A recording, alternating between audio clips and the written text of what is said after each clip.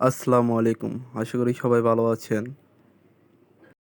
আজকে বৃহস্পতিবার চলে আসলাম আপনাদের জন্য আরেকটি স্ক্যাল্পিং ট্রেড নিয়ে, যেটা আপনারা অর্ডার ব্লক নামে জানেন। সেটা আমরাও ইউজ করি, কিন্তু আমরা গ্যাপ গ্যাপ নামে ইউজ করি। এই স্ট্র্যাটেজির একটা বেনিফিট হলো আপনার পিং পয়েন্টে এন্ট্রি নেওয়া যায়। যেমন আপনার এসএল সাইজ খুবই ছোট থাকে, যেটা স্ক্যাল্পিংয়ের জন্য পারফেক্ট। যেমন মিনিমাম আমি 30 পিপ ইউজ করি। টার্গেট 1:2, 1:2 এনাফ প্রফিটেবল হওয়ার জন্য। তারপরে যার উইনিং রেট কম, সে 1:3, 1:4 ইচ্ছে মতো নিতে পারে। আমি এন্ট্রিটা নিয়ে ফেললাম, দেখি মার্কেট আসে কি না। আসলে এখান থেকেই মার্কেট রিভার্স করবে, মানে বায়ের দিকে যাবে। আমি টেক প্রফিটটা দিয়ে নিই। হ্যাঁ, টেক প্রফিট দেওয়া শেষ, আমি এসএলটা একটু দিয়ে নিই।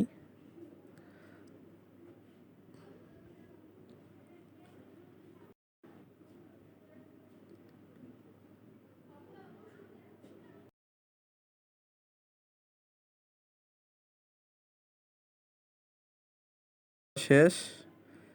এখন আমি উইনিং রেশিওটা বসিয়ে দিব।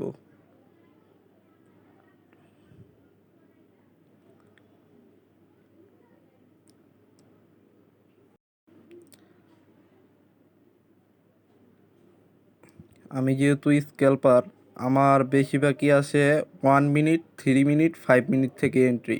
বেশিরভাগ সময় 1 মিনিট থেকেই নেই। দেখা যাক মার্কেট কি করে।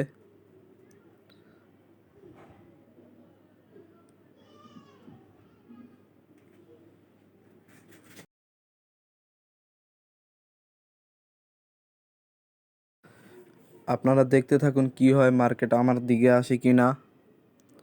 আমি এখন সাউন্ড অফ করে রাখছি, যখন দরকার হবে তখন আমি সাউন্ড দিয়ে দিব।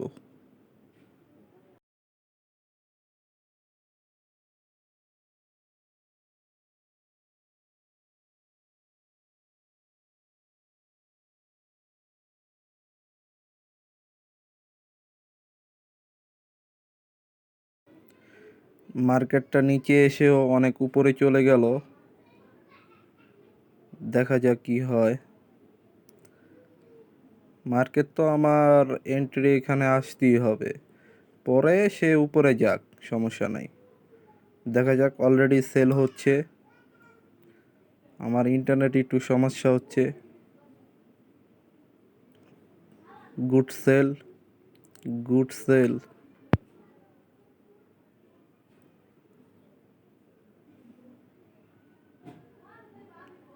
আমার এন্ট্রির কাছাকাছি চলে এসেছে, আপনারাও দেখতে থাকুন কি হয়। আর একটু বাকি। হ্যাঁ, আমার অর্ডারটা রান হয়ে গেছে। দেখা যাক কি হয়, অ্যাসেল খাই না টিপি নেই। আপনারা সাথে সাথে দেখতে থাকুন।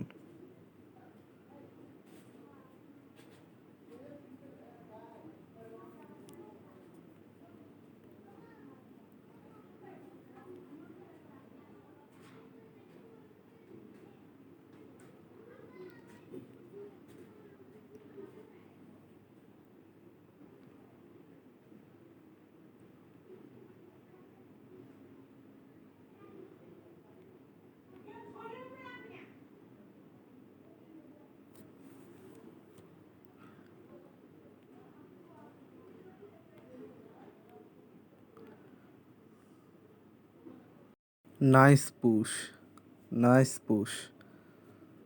অলরেডি $5 প্রফিট দেখাচ্ছে। নাইস পুশ।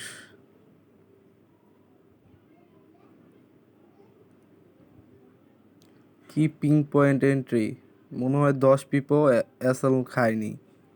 10 পিপের ভিতরেই ঘুরে ফিরে উঠে গেছে। যদিও আমার স্টপ লস ব্যবহার করি 30 পিপ, 30 পিপ লাগে না, তারপরেও একটু নেই, যেহেতু স্ক্যাল্প ট্রেড, মার্কেটে যে কোনো সময় যে কোনো কিছু হতে পারে, তাই একটু বাড়িয়েই নেই। না হলে সাধারণত আমার অ্যাসেল খুবই টাইট, 20 থেকে 25 পিপের ভিতরেই থাকে। এর চেয়ে বেশি হলে আমি আর ওই এন্ট্রিটা নেই না। Nice push, nice push. দেখতে থাকুন কি হয়।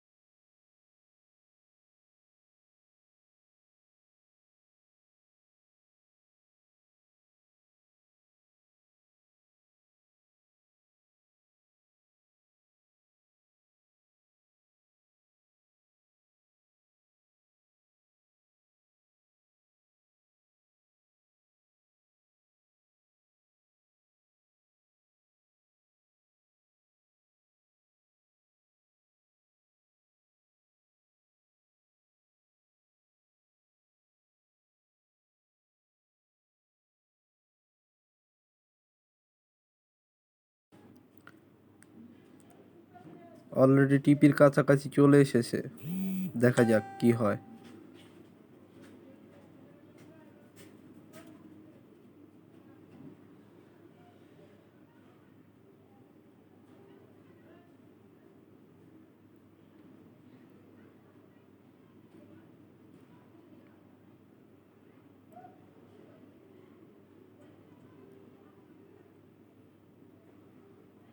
Nice push, nice push. আর একটু বাকি টিপি। ওকে, ডান।